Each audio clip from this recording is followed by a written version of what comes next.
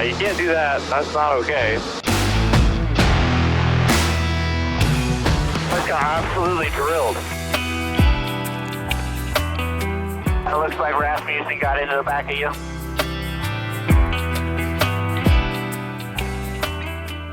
And welcome. Thank you for joining us on another episode of Historic Hot Laps. We've got quite an episode today. We obviously wrapped up the regular NASCAR season. We're now starting the playoffs. We've got that locked in. We've got one race left in Indycar, season finale there, tight points battle.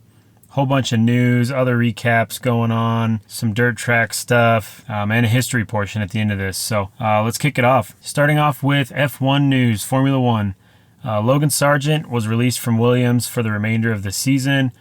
We obviously knew he wasn't going to be returning to Williams. I don't think anybody realized that it was possible he wouldn't finish the season. He will be replaced by Franco Colapinto, who is coming out of F3. Not sure how that's all going to pan out, if they're going to see much out of that with the Williams program, putting a new driver in, late past halfway of the season, but we'll see. The other thing that brings up is, what is Sargent going to do for his race career moving forward? We talked about a lot of IndyCar rumors, things like that. Prema's kind of shut that down a few times, but is it more possible now than ever? So we'll just see how it all shakes out. But Logan Sargent no longer in the Williams car. Moving from there, we had Kevin Magnussen receive 12 penalty points on his super license following his Italian Grand Prix incident with Pierre Gasly. So he has been banned for one race due to that. So no Kevin Magnussen in the Baku race, which is going to be interesting there. Not that it will really honestly probably affect the points side of that race, but you never know. It's rough for the manufacturers. They're going to have to deal with that. But the only other Formula One thing we had is Mercedes will be putting 18-year-old driver Andrea Kimi Antonelli into F1 in 2025. 18 years old, going into Formula One. He's going to fill the seat that Lewis Hamilton will be leaving there, since he's jumping over to Ferrari for what would seem to be the remainder of his career. And yeah, we'll just see how it goes with the amount of research and everything that team has in it. A fresh driver could be a turnaround for him, or could fall flat. So I guess we'll just see how that all goes. Moving over to IndyCar, this is kind of past news now, but we had race 1 at Milwaukee, and that marked Scott Dixon's 400th consecutive IndyCar start, which is a pretty impressive record. So just shows he's been around for a long time, and he keeps going. And I remember when TK had his run on consecutive starts, and they called him the Iron Man and everything else. But 400th consecutive start for Scott Dixon, so pretty cool to see there. Another funny thing I just wanted to mention, anybody who's seen the online stuff, is Mark Miles from IndyCar made comments about O'Ward not being very famous. As we all know, anyone who follows the sport, O'Ward is the most popular driver by far in today's paddock. So it's kind of funny. It was a huge blowback from NASCAR news we're going to talk about here in a minute, but we'll just talk about it now, I guess. The securing a Mexico City race for 2025 season next year. So it brought up O'Ward saying, well, why aren't we pushing for that? That was kind of they've been talking about it, an more international race, I guess, because you already do have Toronto, whatnot, but something in Mexico, South America. They've brought, Argentina up a couple times, even though the infrastructure is probably not there for that.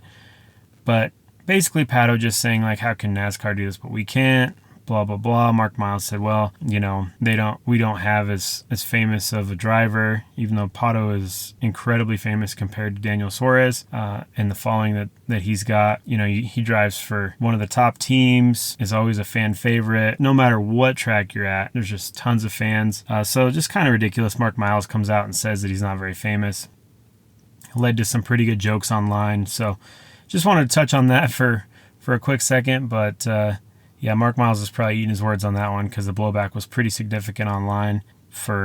I'm sure he doesn't manage his own social medias anyway, so whoever does that for IndyCar and Mark Miles and that whole group at the top of the pagoda, if you will, they had a lot to deal with there. The only other IndyCar thing to talk about this week, as far as news goes, rumor is Dallara is working on a new chassis. Again, who knows how far into it they are, what the story is, but Dallara's got a newer, lighter chassis that they're testing to make up for some of the hybrid weight No real news on when or specs or anything like that, but Jay Fry commented on it as well from IndyCar operations. So it is a real thing, but obviously no timeline, anything like that. So moving over to NASCAR, we talked about it a second ago, but they did secure a Mexico City race, been added for 2025. Sounds like Richmond will lose one of its 2 races, so it'll just be down to 1 race a year in Richmond to make room on the schedule for the Mexico City race. Obviously, there's some blowback on the Richmond fans for that, but honestly, a new market for NASCAR is just going to help the sport, so it's something that everybody should be on board with. Funny kind of sidebar is Kyle Busch has been in trouble with the law in Mexico in recent years, but apparently that's all been resolved. It won't affect him going into the race. NASCAR's confirmed that won't be a problem to have Kyle Busch in the race in Mexico City, so that's good to hear after his legal trouble down in Mexico. Another piece of news, Christian Eckes was announced that he will drive the number 16 car for Kaulig Racing full-time 2025. Everybody kind of saw that coming. He's been dominating everything he's been doing in the feeder series coming up. So seeing Eckes and what he's done in truck series and everything else, it's no surprise there that Kaulig was going to bring him in. I have a feeling he'll do pretty well. He's pretty well ran away with everything in the truck series. Moving over to Brandon Jones signing 2025 with Joe Gibbs Racing, coming back to Joe Gibbs Racing through the TRD program for an Xfinity ride in 2025. Not really a surprise there. He's been away from Joe Gibbs, filling in with other teams for a couple years now, but he's back, and yeah, it'll be good to see that in Xfinity. A little USAC news. We don't hit a lot of USAC stories, but this one's kind of near and dear. The Bateman Racing team have announced that they will be ending their 40 years of competition with the USAC Silver Crown Series after this season. Randy Bateman began his long-term legacy qualifying 51 out of 56 cars in the DuQuoin Magic Mile in 1982. So just a long-term team legacy there. There's a few highlights on their highlight reel. Maybe someday we'll dive deeper into that team, but 40 years of competition in USAC Silver Crown, and they're finally going to close up shop on that deal, which is unfortunate to see. Hopefully, anybody that's supported from that team finds their way into something better. Right, moving into some race recap. Let's just start out with the IndyCar. Milwaukee Mile doubleheader. NXT race on Saturday. Louis Foster did his normal thing, dominated, secured his spot as the NXT champion for 2025 and getting Andretti's another banner to hang up in the shop there. So he's been running away with the points lead for a long time now. We kind of knew it was coming. Still 1 race left, but he's secured. We knew it was a long time coming, but here we are. So Louis Foster, congrats, NXT champion 2024. I imagine we'll see something with that scholarship money and whatnot he's won. Maybe he'll come in as something on the Andretti side as a partner, or run a couple of starts, whatever it may be. But let's move on to the full-time IndyCar Milwaukee doubleheader. Race 1 Saturday, more of an afternoon, early evening race. Couple things with that. You had Connor Daly, who's been working ever so hard to get that JHR car into the leader circle points. They had an engine penalty and a whole bunch of things that started him in the very back of the pack, last row, and he came out swinging, running lines that nobody else was running. In the first 5 laps, he made up 12 positions.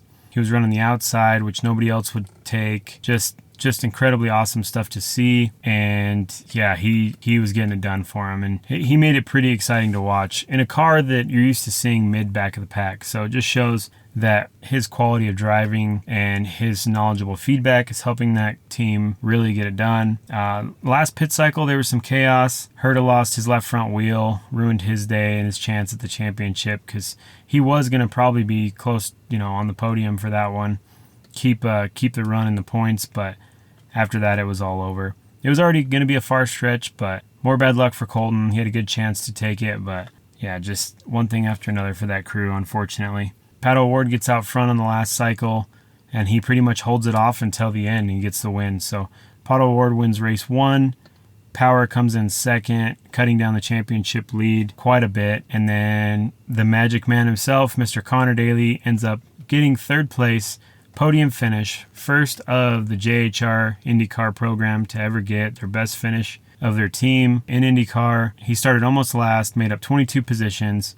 This is exactly why JHR put him in that car. Overall, he made They said 53 at the end of the race, but I believe officially it was 51 passes on track, which is wild. 30-something of them for position, not just traffic. So a ton of passes. I mean, it's super exciting. You get just, I don't know. I'm a huge Conor Daly fan, so to see that was just amazing. Very emotional time. You saw the paddock light up and everybody was giving him hugs and everything else, and it was super cool to see. So here's what he had to say in the post-race interviews. Yeah, it's really cool, especially when you get to share it with the last podium I was on had Juan Pablo Montoya and Sebastian Bourdais. So I've changed up my my era, I guess, of IndyCar drivers. Really? I mean, but Pato's like a child, so it was different. Yeah. But kind of crazy. I mean, I honestly didn't know how good we were. I mean, the first lap, I decided to just go where there was open space. Turns out that worked. And then, we just kept going, and it was just kind of slowly working our way forward. And our pit box might be the worst thing in the world. So I am just thankful that we didn't hit anyone, and the guys got the work done, and we got out of the pits. Okay, but we definitely it's going to be a struggle tomorrow too for us. But obviously, we want to win and we want to compete at the front, and this team gave me an opportunity to do that. So we thought we could do it at Gateway, and then that opportunity quickly came to a grinding halt. But it's just, I'm really thankful to be here and just be back up where I dreamed of being my whole life, really. All right, moving on to race 2. Lots of craziness right out of the gate. Lots of cautions. Points battle for the championship went back and forth the entire race. One of the best action races of the season, in my opinion. This race was more in the middle of the afternoon. Overall, you had a ton of drama. You had Joseph Newgarden starting on the pole. He gets run through as they wave off the start, wrecks him before the first corner on lap 1. Just completely decimates his day. He was also wrecked on Saturday's race between him and Ericsson getting into it. So both days, no points for that team. But you still got some other stuff going on points battle-wise. Alex Palou had a rough start. He had electrical issues, starts a few laps down. So as the points ran, he had a pretty good lead still going into race 2, but Power was closing it off. Power knew he had to have a better day than him. So overall, just crazy. Crazy good action. McLaughlin gets the win on that one. Power closes in the points gap to -34, which means that Nashville will decide the finale. It's going to be tough. Power's going to have to win Nashville or get podium while Palou, say, gets taken out or is back half of the field. I can't remember the exact equation. There's so much math involved in how it points as they run. But either way, we don't know who the champion's going to be still. So the end of the season championship is going to be decided in the last race, which is super exciting. Couldn't ask for a better way to end the season there. Another fact on the race 2, Scott Dixon got his 142nd podium. So 142 podiums for Dixon, which sets an all-time record for IndyCar. So super awesome to see that. Congrats to him and the team there for doing it. We talked about race 1 was his 400th consecutive start. Now he's got 142 podiums. The guy's got 6 championships. I mean, it is what it is. He gets compared to a lot of legends. It's not apples to apples, but there's no doubt that he gets it done. So congrats to him and the team there. Another Chip Ganassi thing happened there. So while we're on the subject of Scott Dixon, Linus Lundqvist secured the Rookie of the Year title with his performance. Still one race to go, but he's already so far ahead of everybody else that he will be the Rookie of the Year. That opens up a lot of doors for him. Ganassi's going to have to figure out who that number 3 driver is in Ganassi, the third driver next year. Given the money factors and everything else, there's a good chance that it could be Linus. Kevin Simpson brings more financially to the table, but Linus Lundqvist has been getting the results, so depending how Chip plays that card, could mean good things for him. And that kind of wraps up the IndyCar side of things. It was a good, exciting weekend back at the Milwaukee Mile after, over a decade. Good to see that there. Going to do another one next year and keep it going, so pretty cool to see.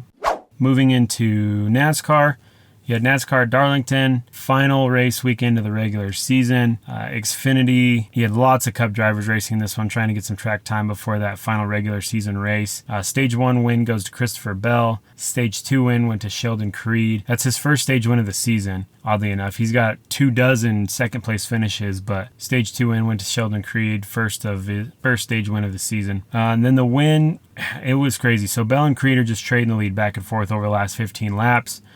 Caution comes out, puts the finish into overtime. You've got green, white checker, restart, overtime. Christopher Bell just had too much power to be ignored, and he gets the win on that one. So nice to see, one of the Cup drivers really using their time wisely in the Xfinity Series. Christopher Bell gets the Saturday win there at Darlington. Going into the Cup race, qualifying, it was cool. Going into this, we knew Bubba Wallace was on the bubble. He had to do everything he could to make playoffs. Last opportunity to lock a playoff spot in, and Bubba Wallace goes out there and throws it on the pole. So looking at that, foreshadowing into the weekend, you would think like Bubba Wallace he was doing all he could do. He was making the team proud, working his off to try to get into the playoff spots, getting the pole. So congrats to him on that. Going into the race, his teammate, Tyler Reddick, sick the entire race. Radio calls are that he's sick, he's throwing up, he's shit himself, he's got all these stomach issues, all this stuff going on. Well, he ends up fighting through it. Every pit stop they're trying to hand him stuff, get him some Tums, get him some medicine, and whatever the case may be. But it sounds like he got a stomach flu from his kid who was sick the week before or something along those lines. But let's get to stage 1. Stage 1, early wreck, third lap. Truex makes a mistake, takes himself and unfortunately takes Ryan Blaney with him on lap 3. Both of those cars out for the rest of the race. Super rough deal. Obviously, Blaney's locked in the playoffs. Truex is pretty safe considering where he was at with 2 more below him on the bubble. But either way, they're having a lot of bad luck. He doesn't need that. He definitely doesn't need that going into the playoffs. That negative momentum. But going into it, after that, Kyle Larson gets the lead and he takes stage 1 win. Stage 2, Kyle Larson dominated again. The entire stage, takes the stage 2 win. Just thinking that this is the Kyle Larson show.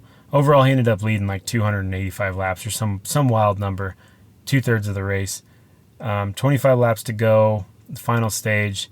There's a big one that happens. It takes out a few key playoff drivers, including Bubba Wallace, who was still running strong, in the top 10 last lap. Crazy exciting. You had Chase Briscoe out front leading, Kyle Busch right on him. Kyle didn't have enough for him. He tried to get there, but he just didn't have it. And Chase Briscoe gets the win, racing his way into the playoffs. The strongest Stewart-Haas car all season.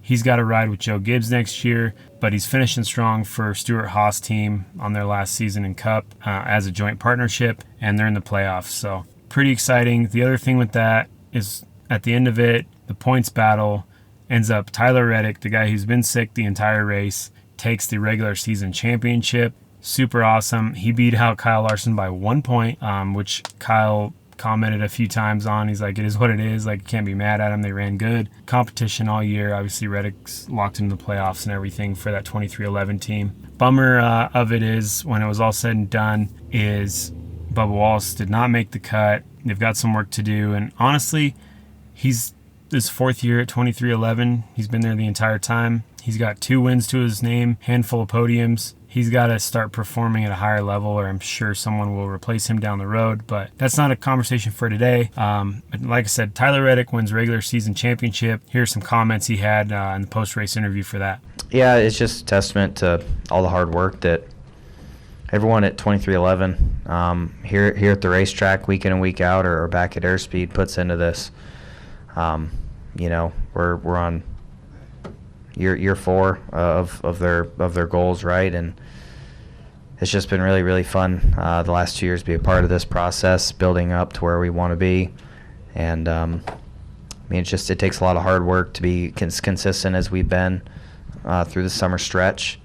Both years I really feel like we had rocky starts to get going, but it's nice to be able to get to where we did in the middle of the year and start thinking about points. I think it really helped us just continue to be more consistent and get us in the right mindset for these playoffs, just manage risk versus reward. we'll be doing it 3 races at a time here soon.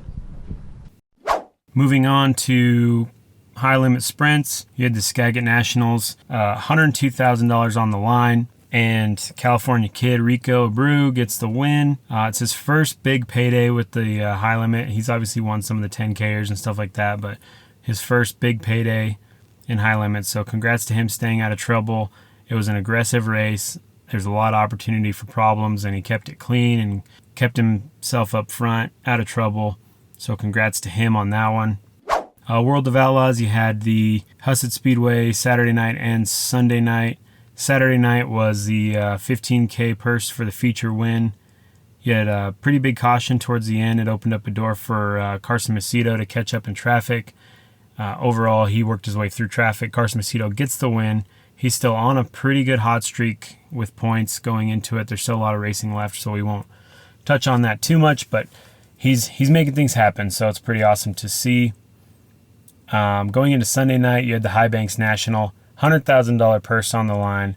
Mr. Buddy Kofoid throws a couple good slides in there. He wins the feature, takes home $100,000. Super cool celebration. Here's a little bit of what he had to say about that win.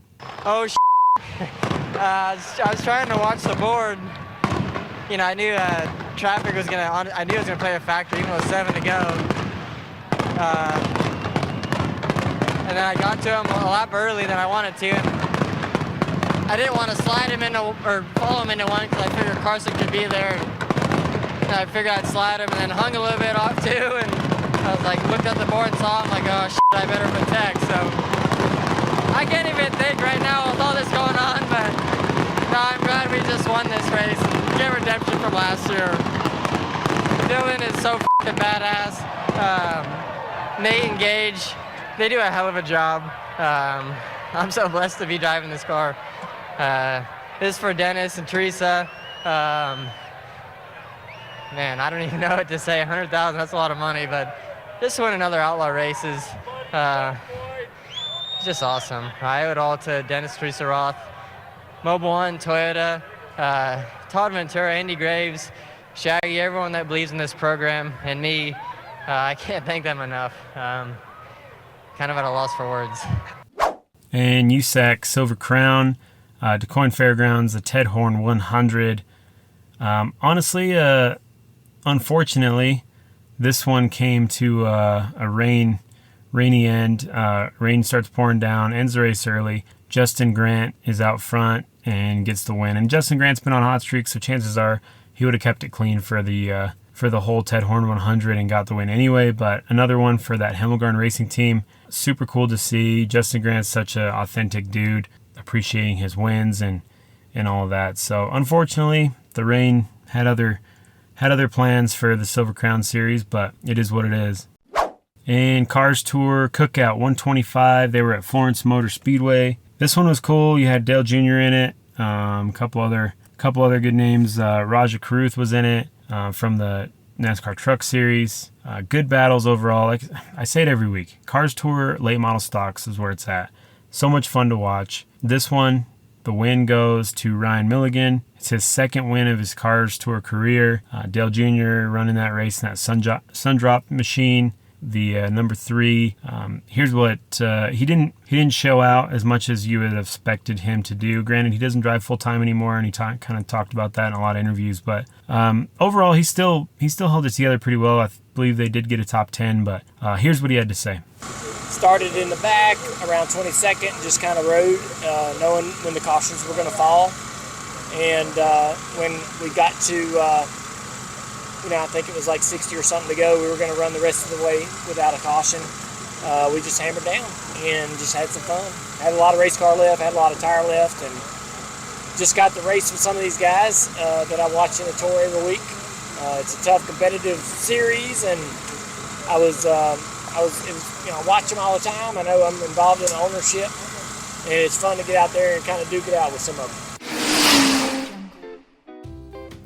All right, let's do our history portion of the podcast today. Talking about Mr. Mark Donohue. Mark Neary Donohue Jr., born March 18th, 1937 in Haddon Township, New Jersey, and passing August 19th, 1975 in Graz, Austria at the age of 38. We'll cover that a little more, but dying doing what he loved. Mark's nickname was Captain Nice. His early days, he was born in Haddon Township in New Jersey. Donohue grew up in Summit, New Jersey. He graduated from the Pingree School in Hillside, New Jersey, and he entered Brown University after that in Providence, Rhode Island, studying mechanical engineering and everything that goes along with that. At the age of 22, while a senior at Brown, Donohue began racing his 1957 Corvette.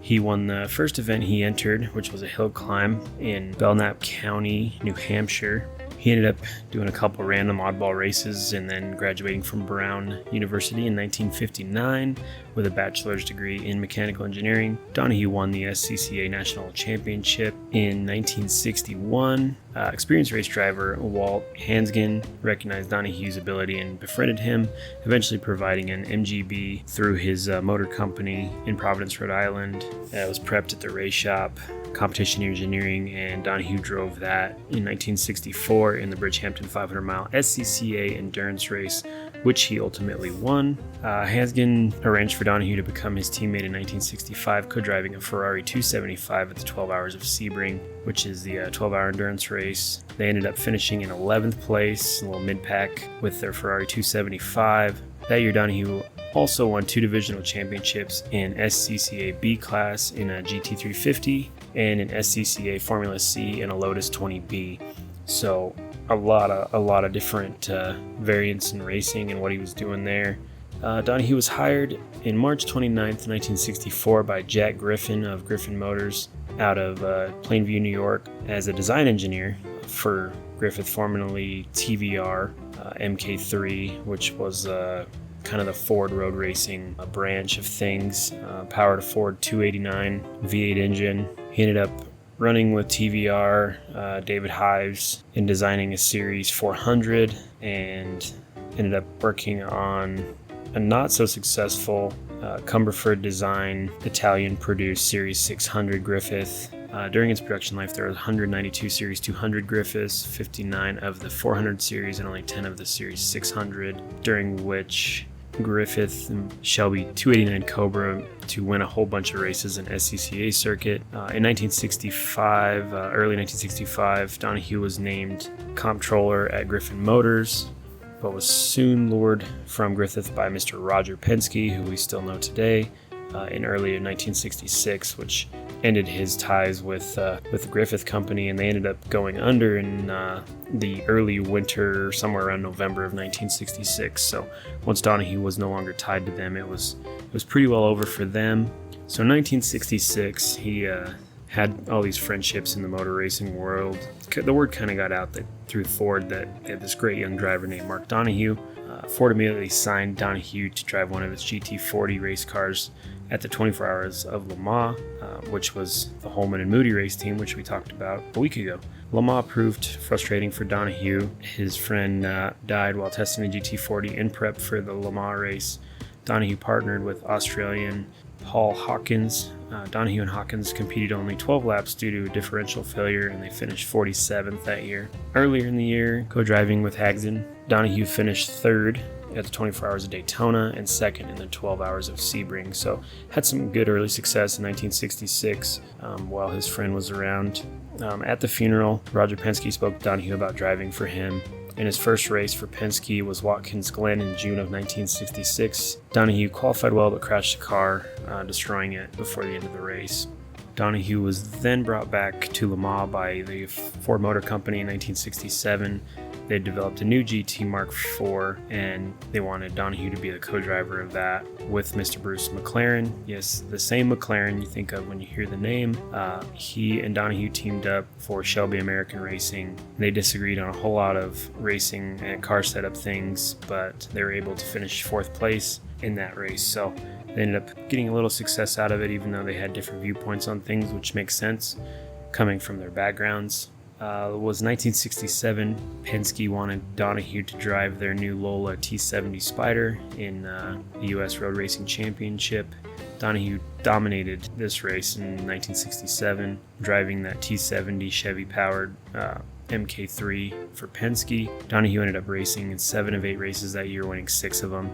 He won Las Vegas, Riverside, Bridgehampton, Watkins Glen, Pacific Raceways, and Mid-Ohio that year, and finished third at Laguna Seca. So a lot of success once him and Penske teamed up together in that road racing championship program. Let's move on to 1968.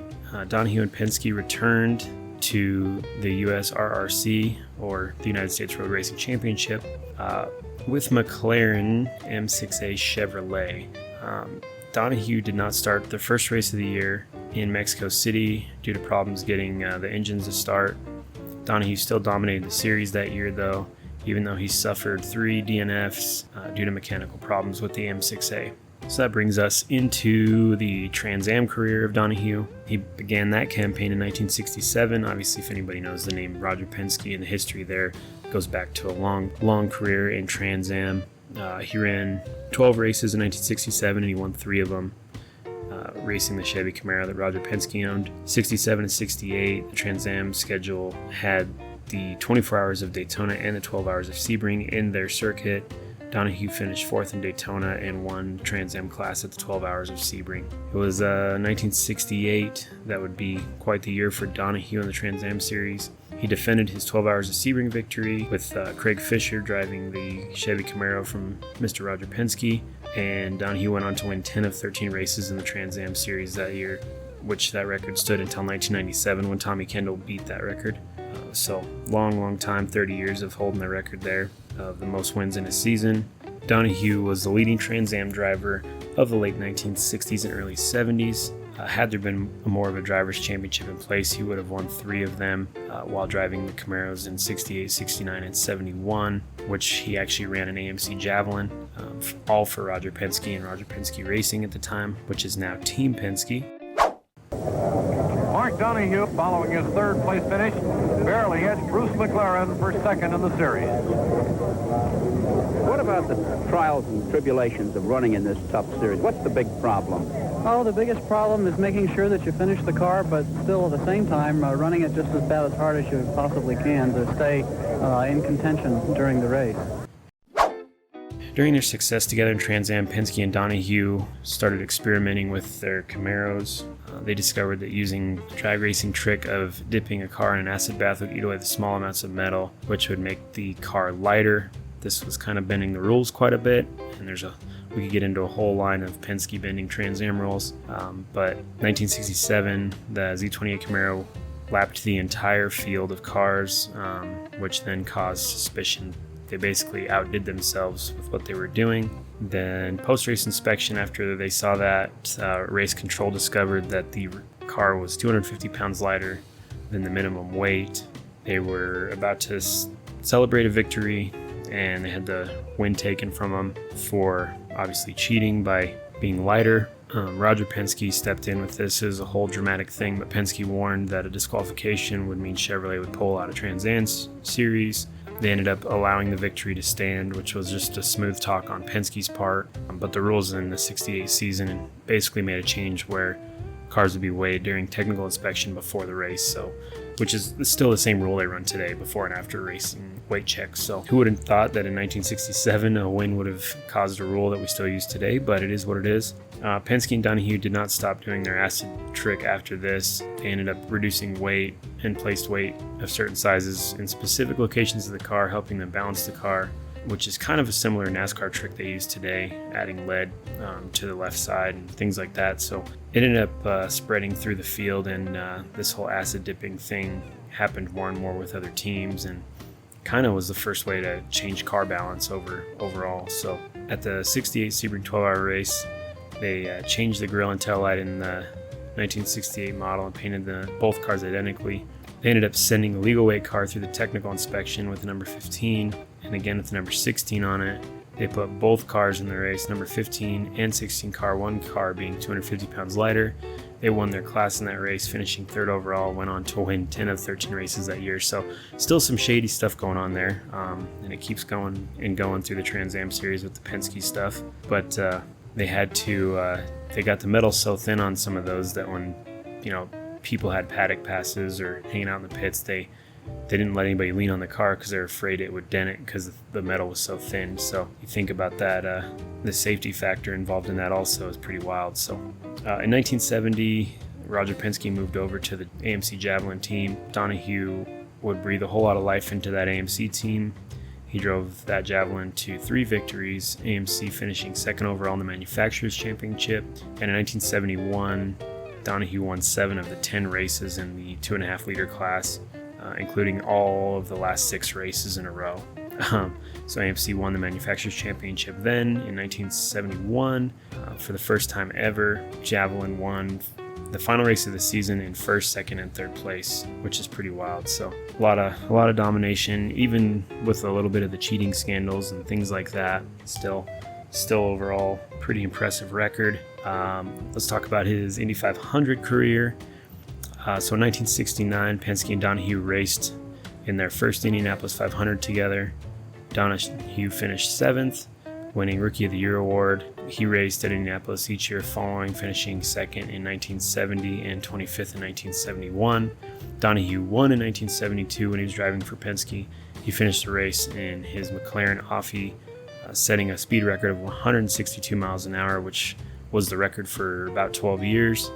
They got that victory, and it was the first Penske victory of the Indy 500. And obviously we know now he's back-to-back won the last 2 races, and he's got plenty more to talk about from the time Donohue won the first one until Newgarden won his last one here this year. So a lot of victory there to talk about.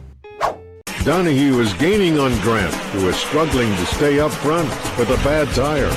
Jerry Grant has just come into the pit area for an unscheduled, unexpected pit stop. So we're watching from here. He's back, being pushed back out again, and there he goes as Mark Donohue goes by. You know, Mark was, in the shadows there, but that's how the race goes. As I said, it's, the end looks a lot different than the beginning. And there's the checkered flag for Mark Donohue, winner of the 1972 Indianapolis 500-mile race. Donohue reaches the checkered flag 3 minutes ahead of second place. The victory is the first for team owner Roger Penske. NASCAR career. Donohue raced a few NASCAR Grand American races, which is Cup Series today, and NASCAR Pony Division, which would be the equivalent to like an ARCA, from 68 till 71, 72 and 73 season, driving for still Penske in the AMC NASCAR Division, Winston Cup Series. He won the season opening race at Riverside, which is pretty cool. The race that Penske's first NASCAR win in a long history of what they've been doing. Obviously, he's got a team still today and still doing wins. So, although Donohue, there was a lot of confusion on the cars because he had a couple different things that were in photographs, but the car that he did win in was 100% to spec and passed all the tech inspections. So, moving on to more Can-Am, his time with Porsche in Can-Am, 1971-1972. During testing and development for Penske Racing, Porsche commissioned Donohue to help them develop a 917 to compete in the Can-Am series. During testing at Road Atlanta, Donohue recommended some brake adjustments that would help propel their car a little faster. Porsche engineers changed to the specs that Donohue had designed for them, and the only problem was the design kind of messed with how the body panels were fit to the chassis. And then Donohue was coming out of turn 7 at about 150 miles an hour, and the bodywork on the rear of the car flew off, and the car became completely unstable, came off the ground, tumbled down the track. Front of the car was torn away, leaving Donohue just sitting there with his legs dangling outside of the car. Donohue only suffered basically a meniscus tear in his knee and a couple little ligament things. All things considered, with that wreck, is pretty crazy.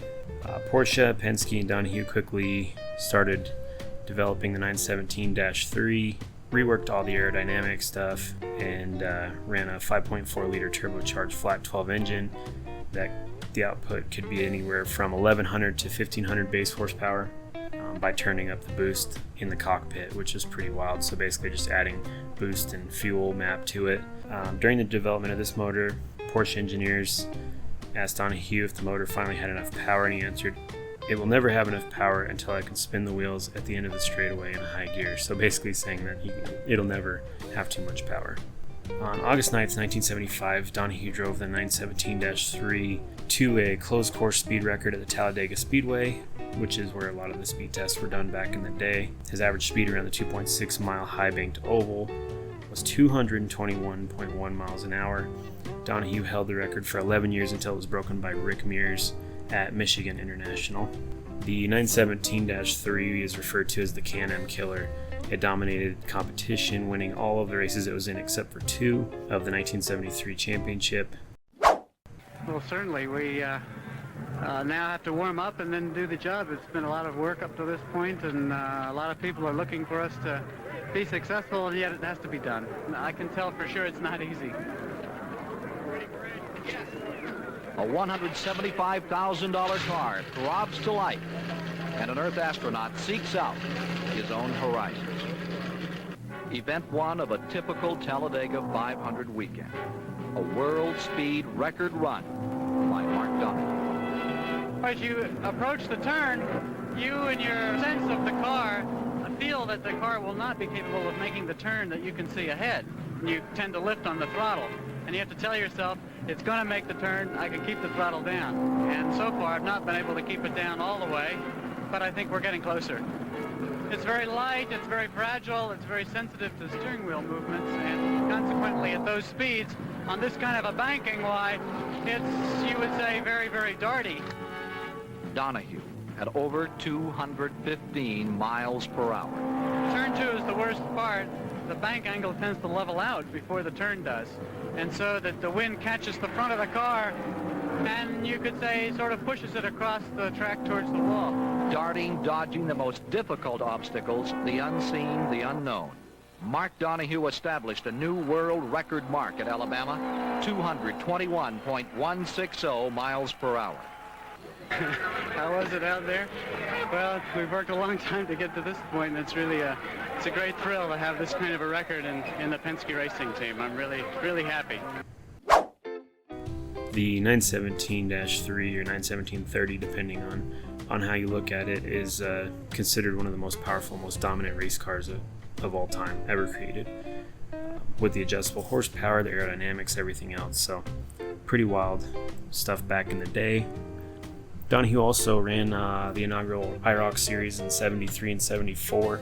Those who don't know, the IROC is International Race of Champions, which is all cars are identical. Porsche RSRs were in the 73 and 74 season.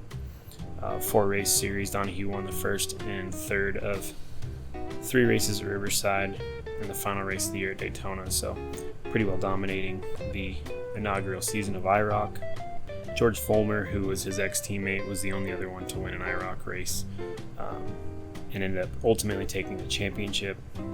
Donohue beat the best drivers from that era, such as Richard Petty, A.J. Foyt, Emerson Fittipaldi, Bobby Allison, Peter Revson, Bobby Unser, Gordon Johncock, all these legendary guys, because International Race of Champions is the all-star race basically. He had pretty good success there against all the top drivers. So let's move over to Formula One and what he offered to Formula One. In 1973, Donohue had kind of worn out his Captain Nice nickname, started being called Dark Montague instead of Mark Donohue. He was kind of burnt out of it. I mean, he was full tilt for 10 years or so. In the 1973 Can-Am season, he would retire from racing. He also lost his friend Sweet Savage in 1973 Indianapolis 500. He just wanted out of racing basically altogether, but his retirement didn't last long. Penske formed a Formula One team, and that offered Formula One the prestigious role that might be. Donohue came in looking that he would give it a shot. It's called Penske Cars Ltd, and they were going to basically jump into the final 2 events of 1974 World Championship of Formula One, and then continue into 1975 with Penske PC1. Donohue did already run a Formula One race in 71 with a McLaren entry that was Penske sponsored at the Canadian Grand Prix in Mosport Park. Finished on the podium, 3rd place. After coming out of retirement, Penske returning to Formula One, final 2 races, Donohue finished 12th place at the Canadian Grand Prix, but failed to finish in the US Grand Prix. So coming back wasn't as successful as his first inaugural F1 race. A full season of racing was planned in 1975, but it turned out to be a pretty difficult season for him. Donohue was unable to even get up to 5th place finishes at the Swedish Grand Prix, British Grand Prix, but Penske's new chassis was part of the issue. 3 retirements in the first 6 races, so 3 DNFs, Austrian Grand Prix, and it took a rough turn after that. So midway through 1975, Penske abandoned the PC1 chassis and started using the March 751. Donohue showed up in Austria for the Austria Grand Prix after running a successful test at Talladega. It was a practice session. Donohue lost control after he lost a tire, sending him into the catch fence in turn 1. Track marshal was killed by debris from the accident, but Donohue did not appear to be injured too significantly. It's said that Donohue's head struck either the catch fence post or bottom of the frame for the advertising billboard that was in that corner that was alongside the racetrack. Donohue had a terrible headache and it just got worse, so ended up going to the hospital in Graz, Austria. The next day, Donohue lapsed into a coma from a cerebral hemorrhage and he died. After Donohue passed, his remains were brought back to the States and he was buried at the St. Teresa Cemetery in Summit, New Jersey. After Donohue's crash, the family got into quite a litigation against Penske and Goodyear that wasn't solved until 1986, so going on a decade later. Claiming a tire failure killed Donohue, Goodyear paid Donohue's estate $9.6 million. Penske's racing complex in Mooresville, North Carolina is decorated with a lot of murals of Donohue and his racing cars, most notably the AMC stock car, Porsche prototypes, and all that Donohue drove through his career. I guess it's important to note too, Penske is still with Porsche in the IMSA series. Donohue did come out with a book documenting a lot of his career prior to the accident, obviously. He came out with it a year before he was killed. It's a good autobiography, a detailed record of the engineering approach that he took to getting all the performance out of all these cars. The book's called The Unfair Advantage, so if anybody's interested in checking that out, a lot of details of engineering and things like that in it. Donohue was quite the inventor and engineering, technical engineering advisor to a lot of these teams and a lot of the stuff they were doing, Porsche prototypes and all of that.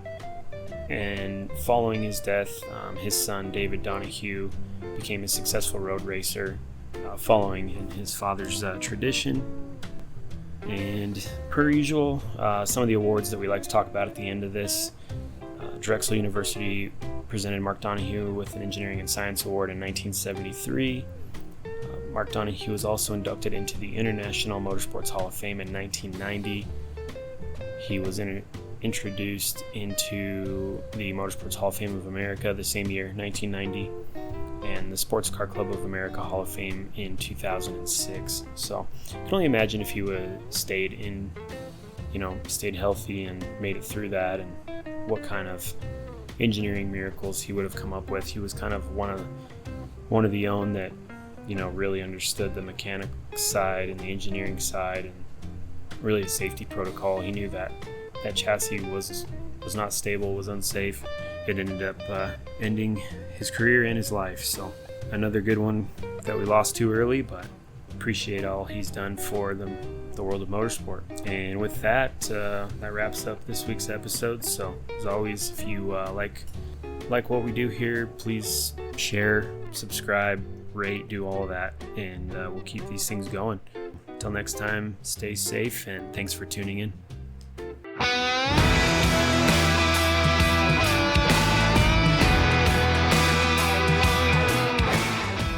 Thank you for sharing your time with us.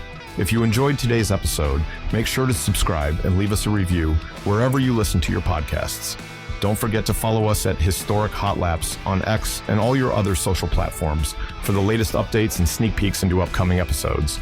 You can reach out to us directly at HistoricHotLaps@gmail.com. Send us your feedback, questions, comments, opinions, and additional subject matter you'd like us to cover. Thanks for tuning in.